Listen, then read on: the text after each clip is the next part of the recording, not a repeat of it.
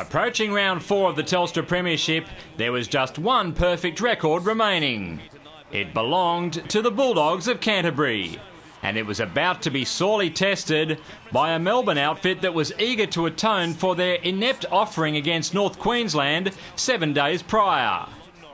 The Storm tried to establish field position in their opening set, and what evolved was a bonus beyond their wildest dreams. Ben Barber does amazingly well to keep it in the field of play, but Melbourne will score. Inside the first 60 seconds, Melbourne have a try after 49 seconds. Unbelievable. Melbourne nearly manufactured another one from a kick 4 minutes later, but this time Ben Barber made sure of his clean-up. The Dogs seemed a little shell-shocked after their dusty start, and that's how Jamal Idris was feeling after tasting the turf of AAMI Park.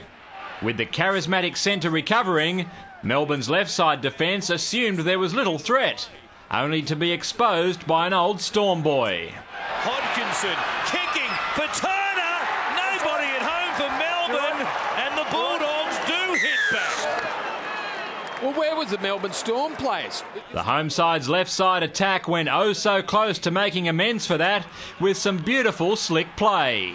Slater's pass knocked on by Justin O'Neill.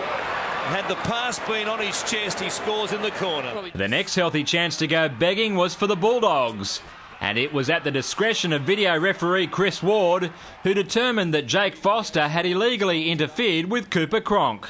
No try. That contentious call became especially painful for Kevin Moore's men just 90 seconds later at the other end.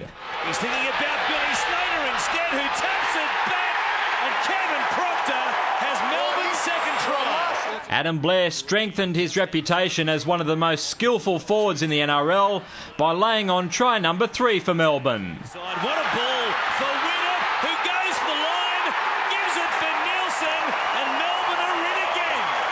At 18 points to 4, the Victorians had the upper hand with half the journey gone. The first 40 began with Matt Duffy making merry, and so too did the second 40. Going to champion, getting away from Lathby, slipped the ball away to Duffy, who steps back on the inside. He'll have his second goal of the night, and they might just blow them away.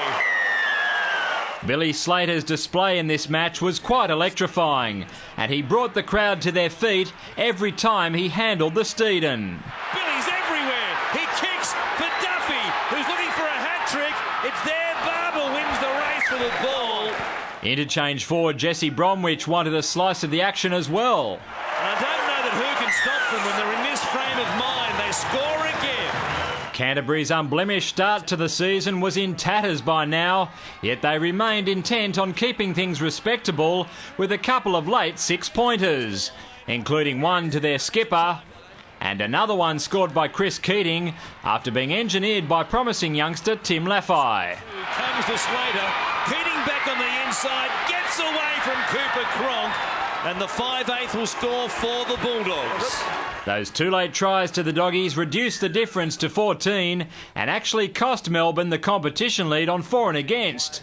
But they won't be too worried about that so early in the season, following an impressive performance that well and truly proves their own premiership credentials. Yeah, no, it was a lot better performance this week than last week. We were very ordinary in all aspects of our game last week, so no, we're just concentrating on the little things this week, and the boys played well. David Rowlands, Big Pond Sport.